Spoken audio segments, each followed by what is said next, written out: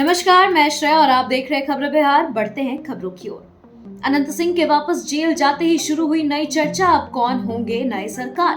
Mokama firing के बाद अनंत सिंह पर जहां कानूनी शिकंजा लगातार कसता जा रहा, वहीं इससे पहले मोकामा में लगभग यह तय माना जा रहा था कि जिस तरह से लोकसभा चुनाव के बाद अनंत सिंह की जेडीयू से नजदीकी एक बार फिर बढ़ी है, उससे यह लगभग तय है कि जेडीयू के टिकट पर ही छोटे सरकार मोकामा से चुनाव लड़ेंगे। लेकिन अब बदले समीकरण में छोटे सरकार की राह आसान नहीं है। जी हाँ, अब मोकामा के लोगों में भी इस बात की चर्चा तेज है कि शायद अनंत सिंह के नाम पर संशय हो सकता है। ऐसे में अब इलाके में यह चर्चा तेज है कि शायद अनंत सिंह के लिए जेडीयू का दरवाजा बंद है। राज्यपाल के गणतंत्र दिवस भोज में नहीं गए नीतीश कुमार, तबियत बिगड़ने के बाद कर रहे आराम। बिहार के मुख्यमंत्री नीतीश कुमार की तबियत खराब हो गई है। गणतंत्र दिवस के मौके पर राजभवन में आयोजित राज्यपाल आरिफ मोहम्मद खान के भोज में सीएम रविवार को शामिल नहीं हुए। इस वजह से उनकी प्रगति यात्रा भी स्थगित कर दी गई है। जेडीयू के एक वरिष्ठ नेता के अनुसार सेहत पूरी तरह ठीक नहीं होने के बाद भी नीतीश कुमार गणतंत्र दिवस समारोह में शामिल होने गांधी मैदान गए थे, लेकिन वहां उन्हें तबियत में ज्यादा खराबी और काफी कमजोरी महसूस होने लगी। उसके बाद सीएम आवास में लौटने के बाद वे डॉक्टरों की देखरेख में आराम कर रहे हैं। फिर गुस्से में नजर आए जेडीयू विधायक गोपाल मंडल, आगे की लाइन में बैठे युवक को जमकर सुनाया। जेडीयू के विधायक गोपाल मंडल अक्सर किसी न किसी वजहों से सुर्खियों में बने रहते हैं। ऐसे में अब एक बार फिर उनके नाम की चर्चा शुरू हुई है। इस दफे जेडीयू के विधायक कुर्सी को लेकर भड़क गए। कुर्सी को लेकर विधायक इतने नाराज हुए कि उन्होंने कुर्सी पर बैठे एक शख्स को उठाकर पीछे भेज दिया। इसके बाद वहां मौजूद लोगों में हंगामा मच गया। इसका एक वीडियो भी सामने आया है। विधायक एक कुर्सी पर बैठे हैं और एक अन्य शख्स को उसकी कुर्सी से उठाते हुए डांटते हुए और कहते हैं, जाइए जहां बैठते हैं वहां बैठिए। इसके बाद वो जोर से चिल्लाते हुए कहते हैं कि फिर आगे बैठ रहे हैं, पीछे जाइए पीछे, आदत से लाचार हैं। सीएम नीतीश ने बुलाई कैबिनेट की अहम बैठक, कई प्रस्तावों पर लगेगी सरकार की मुहर। मुख्यमंत्री नीतीश कुमार ने आगामी 4 फरवरी को कैबिनेट की बैठक बुलाई है। मुख्य सचिवालय के कैबिनेट हॉल में शाम 4 बजे से कैबिनेट की बैठक शुरू होगी। बैठक में विभिन्न विभागों से जुड़े कई अहम प्रस्तावों पर सरकार की मुहर लगने की संभावना है। कैबिनेट की बैठक पर नौकरी का इंतजार कर रहे लोगों की खास नजर होगी। आचार संहिता मामले में दानापुर कोर्ट में मिसा भारती की पेशी। 2019 के लोकसभा चुनाव के दौरान मनेर थाने में मिसा भारती के खिलाफ आदर्श संहिता का मामला दर्ज किया गया था। फिलहाल मिसा भारती इस मामले में जमानत पर है। पाटलिपुत्र की आरजेडी सांसद मिसा भारती सोमवार को दानापुर कोर्ट में पेश हुई और मामला खारिज करने के लिए आवेदन दिया। वहीं इस मामले पर कोर्ट ने अभियोजन पक्ष से जवाब मांगा है। दानापुर कोर्ट में पेशी के बाद मिसा भारती ने मीडिया से बातचीत की। मोकामा में हुई गोलीबारी के सवाल पर मिसा भारती ने कहा कि यह कोई पहली घटना नहीं है। इस तरह की हिंसा एक ही परिवार में क्यों होती है? ये सारे एक ही गुट के लोग हैं। गोलीबारी किस बात को लेकर हुई, इसकी जांच करनी चाहिए। 30 जनवरी से शुरू होगा तेजस्वी का कार्यकर्ता संवाद यात्रा का 8वां चरण। बिहार में राजद नेता तेजस्वी यादव कार्यकर्ता संवाद यात्रा पर है। ऐसे में अब तेजस्वी यादव की इस यात्रा के 8वें चरण का ऐलान हो चुका है। बिहार विधानसभा में प्रतिपक्ष और राष्ट्रीय जनता दल यानी राजद के वरिष्ठ नेता तेजस्वी प्रसाद यादव के 8वें चरण में कार्यकर्ता दर्शन सह संवाद कार्यक्रम की शुरुआत 30 जनवरी से सिवान से होगी। तेजस्वी यादव कार्यकर्ता दर्शन सह संवाद यात्रा के क्रम में 30 जनवरी को सिवान जिला के कार्यक्रम में शामिल होंगे।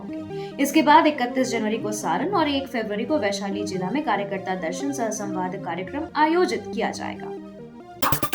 गणतंत्र दिवस समारोह में देशभक्ति गीत गाने लगी मांझी की बहू। गया जिले के इमामगंज विधानसभा में एक स्कूली कार्यक्रम के दौरान विधायक दीपा मांझी ने कुछ ऐसा किया जिसने सभी का दिल जीत लिया। गणतंत्र दिवस समारोह में बच्चों ने गीत संगीत को सुनकर दीपा मांझी खुद को रोक नहीं सकी और खुद माइक थामकर गीत गाने लगी। उनका यह अंदाज वहां मौजूद बच्चों और अभिभावकों के लिए एक यादगार पल बन गया। इमामगंज विधायक दीपा मांझी के गीतों में न केवल मिठास थी, बल्कि उनमें प्रेम और उत्साह भी झलक रहा था। घूसखोर सीआई गिरफ्तार, 51,000 रुपए रिश्वत लेते निगरानी ने पकड़ा। सीतामढ़ी में पटना से आई विजिलेंस की टीम ने 51,000 रुपए घूस लेते एक राजस्व कर्मचारी को रंगे हाथों गिरफ्तार कर लिया है। इस कार्रवाई की जानकारी मिलते ही जिले के आला अधिकारियों में हड़कंप मच गया। सोमवार की सुबह विजिलेंस टीम ने 51,000 रुपए के साथ राजस्व कर्मचारी सह प्रभारी अंचल निरीक्षक भोगेंद्र झा को गिरफ्तार किया। अनंत सिंह के समर्थकों संग फायरिंग में आरोपी मोनू और टीटू धमाका की तलाश जारी। बिहार के मोकामा में पिछले दिनों पूर्व बाहुबली विधायक अनंत सिंह और सोनू गैंग के बीच जमकर गोलीबारी हुई। इस मामले में मोकामा के पूर्व विधायक अनंत सिंह ने कोर्ट में जाकर सरेंडर किया, तो वहीं सोनू मोनू गैंग के सोनू ने पुलिस थाने में जाकर खुद को सरेंडर कर दिया। इस घटना के बाद इलाके में पुलिस एक्शन नजर आया है। अनंत सिंह के समर्थकों और सोनू मोनू के बीच हुई फायरिंग के बाद से पुलिस का एक्शन लगातार जारी है। इस फायरिंग के बाद सोनू ने जहां सरेंडर कर दिया था, तो वहीं मोनू का अब तक कुछ पता नहीं चल सका है। अब पुलिस मोनू की तलाश में जुटी हुई है और लगातार छापेमारी कर रही है। लालू को फादर ऑफ क्राइम कहने पर गरमाई सियासत, आरजेडी ने ग्रैंड फादर की याद दिला कसा तंज। बिहार में राजद सुप्रीमो यानी लालू प्रसाद यादव को लेकर बीजेपी प्रदेश अध्यक्ष दिलीप जायसवाल के बयान पर सियासत गरमा गई है। दरअसल दिलीप जायसवाल ने राज्य के पूर्व मुख्यमंत्री यानी लालू प्रसाद यादव को फादर ऑफ क्राइम कह दिया था और कहा था कि इस नाम से उन्हें पुरस्कार मिलना चाहिए। वहीं राजद प्रवक्ता शक्ति सिंह ने इस पर प्रतिक्रिया देते हुए कहा है कि क्राइम के ग्रैंड फादर तो भाजपा के शीर्ष नेतृत्व ही है। यह बात तो दिलीप जायसवाल को मालूम ही होगा, क्योंकि जो गुजरात में हुआ वो क्रूरतापूर्ण, वो रोंगटा खड़ा कर देता है। मालेगांव में हुआ वो रोंगटा खड़ा कर देता है। तो ग्रैंड फादर तो आप ही के यहाँ है। अगर पुरस्कार मिलना होगा तो इन लोगों को मिलेगा। आईएएस संजीव हंस और गुलाब यादव से जुड़े मामले में ईडी ने 2 और लोगों को दबोचा। आईएएस संजीव हंस और गुलाब यादव से जुड़े मामले में ईडी ने बड़ी कार्रवाई की है। अवैध कमाई से जुड़े मामले में 2 और लोगों को ईडी ने गिरफ्तार किया है। ईडी ने पुष्पराज बजाज के रिश्तेदार उत्तम कुमार डागा और पवन धूत को दबोचा है। कोलकाता के रहने वाले पुष्पराज बजाज पूर्व से ही जेल में बंद है। ईडी से मिली जानकारी के अनुसार पुष्पराज बजाज ने संजीव हंस और उनसे जुड़े लोगों की काली कमाई को ठिकाना लगाने के साथ ही कई कंपनियों के साथ दलाली करने में अहम भूमिका निभाई थी। पवन धूत दिल्ली स्थित धूत infra company private limited company का मालिक बताया जा रहा है। तेजस्वी यादव ने पीएम मोदी के बिहार दौरे पर कसा तंज। राजद नेता तेजस्वी यादव ने प्रधानमंत्री नरेंद्र मोदी के आगामी बिहार दौरे पर निशाना साधते हुए कहा कि उन्हें राज्य की प्रगति से कोई मतलब नहीं है। उन्होंने आरोप लगाया कि चुनाव नजदीक आते ही बड़े बड़े दावे किए जाते हैं, लेकिन बाद में इन्हें भुला दिया जाता है। तेजस्वी ने सवाल उठाया कि बिहार को अब तक विशेष राज्य का दर्जा और विशेष पैकेज क्यों नहीं मिला। अभी यहीं तक नहीं रुके तेजस्वी यादव ने मोकामा गोलीकांड को लेकर के भी बिहार सरकार पर हमला करते हुए कहा कि अपराध और भ्रष्टाचार राज्य में आम बात हो गई है। नीतीश कुमार को भारत रत्न देने की मांग पर जोर, जीतन राम मांझी ने बताई वजह। बिहार के मुख्यमंत्री नीतीश कुमार को भारत रत्न देने की मांग तेज होते जा रही है। हिंदुस्तानी अवाम मोर्चा सेक्युलर के सुप्रीमो जीतन राम मांझी ने भी इस मांग का समर्थन किया है। मांझी ने कहा कि नीतीश कुमार ने बिहार में कई बाधाओं के बावजूद उत्कृष्ट काम किया है। उन्होंने महिलाओं के उत्थान, शिक्षा, सड़क और चिकित्सा जैसे क्षेत्रों में बड़ा योगदान दिया है।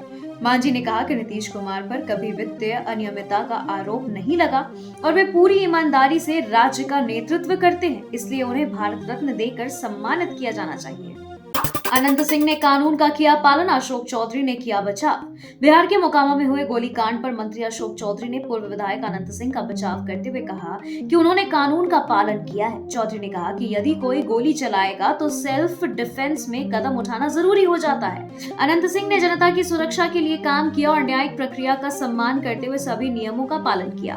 उन्होंने विपक्ष पर निशाना साधते हुए कहा कि राजद शासनकाल में अपराध चरम पर था, जिसमें हत्या, किडनैपिंग और रंगदारी आम थी। अशोक चौधरी ने अनंत सिंह को जिम्मेदारी और प्रतिनिधि बताते हुए कहा कि अब न्यायालय जो भी फैसला करेगा उसका अनुपालन किया जाएगा।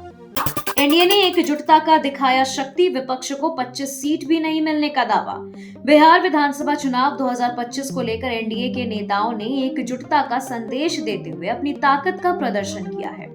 गणतंत्र दिवस पर जेडीयू प्रदेश कार्यालय में आयोजित एनडीए की संयुक्त बैठक में सभी घटक दलों के प्रदेश अध्यक्ष मौजूद थे, जिसमें उमेश कुशवाहा, दिलीप जायसवाल, रामविलास तिवारी, अनिल कुमार और मदन चौधरी शामिल थे।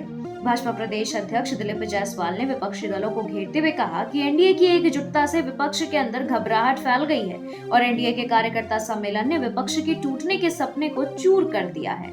उन्होंने यह भी दावा किया कि अब विपक्ष को 25 सीट भी नहीं मिलेगी। भाजपा पर सहनी का वार, कहा बाबा साहेब के आदर्शों से दूर।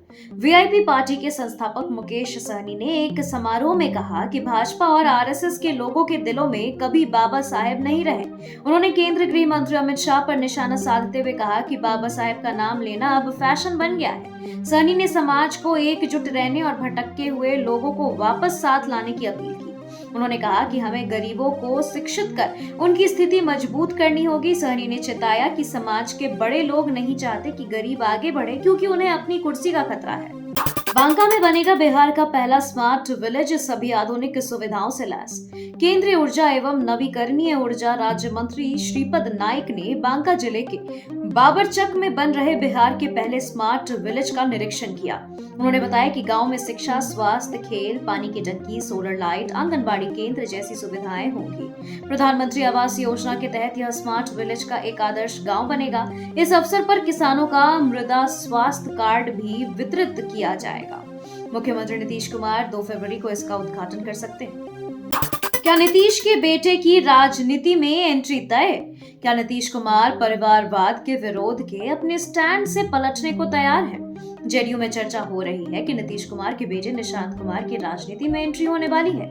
इसी महीने निशांत कुमार ने पहली दफे मीडिया के सामने पॉलिटिक्स की बातें की थी। उन्होंने अपने पिता को वोट देने की अपील की थी। इसके बाद उनके राजनीति में आने की चर्चा हो रही है। जेडीयू के कई नेता इसका संकेत दे रहे हैं। नीतीश कुमार के करीबी माने जाने वाले इस नेता ने बताया कि निशांत के राजनीति में एंट्री के लिए नीतीश कुमार से ग्रीन सिग्नल मिलने का इंतजार किया जा रहा है। वैसे अभी तक नीतीश कुमार ने हामी नहीं भरी है, लेकिन जेडीयू नेताओं को उम्मीद है कि वे आखिरकार मान जाएंगे। DIARCH ग्रुप विश्व स्तरीय सुविधाओं से सुसज्जित सोसाइटी को दे रहा झांसा। पटना के नौबतपुर और बिहटा के विश्व स्तरीय टाउनशिप का दावा हवाई साबित हो रही है। सुसज्जित सोसाइटी में प्लॉट लेने को लेकर ग्राहकों की आंखों में धूल झोंका जा रहा है, साथ ही रेरा को ठगा दिखाया जा रहा है। यह काम DIARCH ग्रुप की तरफ से वैदिक विलेज टाउनशिप में किया जा रहा है। बिना निबंधन के ही अखबारों में विज्ञापन देकर ग्राहकों को झांसा देने की कोशिश जारी है। अनंत सिंह मामले से जुड़ा सवाल सुनकर भड़के ललन सिंह। बाढ़ में पिछले दिनों मोकामा के पूर्व बाहुबली विधायक अनंत सिंह पर हमला मामले को लेकर बिहार में लगातार सियासत जारी है। पटना में मीडिया कर्मियों ने जब मुंगेर सांसद ललन सिंह से पूछा कि इस केस से आपका नाम भी जोड़ा जा रहा है, तो इस पर ललन सिंह भड़क गए और मीडिया से ही सवाल पूछने लगे कि कौन मेरा नाम जोड़ रहा है, यही धंधा करते हैं क्या? दरअसल मोकामा के पूर्व विधायक अनंत सिंह और सोनू मोनू गैंग के बीच पिछले दिन हुए गैंग वॉर के बाद इस घटना को लेकर लगातार सवाल उठाए जा रहे हैं। बिजली बिल भुगतान पर 3% तक की छूट, ऊर्जा विभाग ने बताया कैसे मिलेगा लाभ। बिहार के बिजली उपभोक्ताओं को समय पर बिजली बिल का भुगतान करने पर 3% तक की छूट मिल सकती है। जी हां, राज्य सरकार के ऊर्जा विभाग ने इस संबंध में जानकारी साझा की है। विभाग ने बताया है कि कैसे उपभोक्ता आसान तरीके से बिजली बिल का भुगतान कर इस छूट का लाभ उठा सकते हैं। इस योजना का मुख्य उद्देश्य लोगों को समय पर भुगतान करने के लिए प्रोत्साहित करना है। समय पर भुगतान करने वाले उपभोक्ताओं को कई तरह की छूट और अन्य लाभ दिए जाएंगे। बेतिया में बढ़ रहे जमीनों के दाम, फिर भी परेशान हैं यहाँ के लोग। बेतिया जिले में भूमि विवाद एक गंभीर समस्या बन गई है। भूमाफियाओं के कारण आए दिन लोगों के बीच मारपीट और हत्या की घटनाएं हो रही हैं। प्रशासन इन पर लगाम लगाने में नाकाम साबित हो रहा है। लोगों का कहना है कि जिले के विभिन्न स्थानों में दर्ज 70% प्राथमिकी भूमि विवाद से जुड़ी रहती है। भूमि के दाम बढ़ते ही गाँव-गाँव में भूमाफिया पनप गए हैं, जो किसी न किसी प्रकार से जमीन पर विवाद बढ़ाकर कब्जा करने के फिराक में रहते हैं। 12 मीटर चौड़ी होगी मीनापुर शिवहर सड़क, सीतामढ़ी जाना होगा आसान। मीनापुर से शिवहर तक करीब 40 किलोमीटर पथ के चौड़ीकरण की प्रशासनिक स्वीकृति मिल गई है। वर्तमान में इसकी चौड़ाई 7 मीटर है, जो चौड़ीकरण के बाद करीब 12 मीटर हो जाएगी। इससे दोनों ओर से बड़े और भारी वाहनों का आवागमन सुलभ होगा। इस पथ के चौड़ीकरण से अन्य पथों पर ट्रैफिक जाम को भी कम करने में मदद मिलेगी। इस परियोजना की कुल लागत लगभग 126 करोड़ रुपए है। भागलपुर में बनेगा इंटरस्टेट बस टर्मिनल, मुंगेर 4 लेन से होगा कनेक्ट। भागलपुर जिले में बनने वाला अंतर्राज्यीय बस टर्मिनल के निर्माण पर 48 करोड़ रुपए खर्च होंगे। केंद्र सरकार द्वारा जिले के गोराडीह प्रखंड के अगरपुर में बनने वाले ISBT के लिए 48 करोड़ रुपए की स्वीकृति कर दी गई है। विभागीय सूत्रों से मिली जानकारी के मुताबिक यह राशि 2 चरणों में आवंटित की जाएगी। प्रथम चरण में भूमि अधिग्रहण के साथ साथ DPR बनाने का काम होगा और दूसरे चरण में ISBT का निर्माण कराया जाएगा। हिंद महासागर में आरा के किसानों की जमीन 45,000 प्लॉट के मालिक परेशान। बिहार के आरा जिले में हो रहे डिजिटल क्रॉप सर्वे में एक गड़बड़ी ने हजारों किसानों के माथे पर सिकन ला दी है। दरअसल सर्वे में 14 प्रखंडों के 45,000 प्लॉट हिंद महासागर में दिखाई दे रहे हैं। ये सभी किसानों की जमीन है जिसकी लोकेशन आरा से 12,000 किलोमीटर से दूर हिंद महासागर में दिख रही है। बताया जा रहा है कि अक्षांश और देशांतर में हुई तकनीकी खराबी के कारण ये गड़बड़ी दिख रही है। खबरों के सिलसिलों में फिलहाल इतना ही। बने रहे खबरें बिहार के साथ। नमस्कार।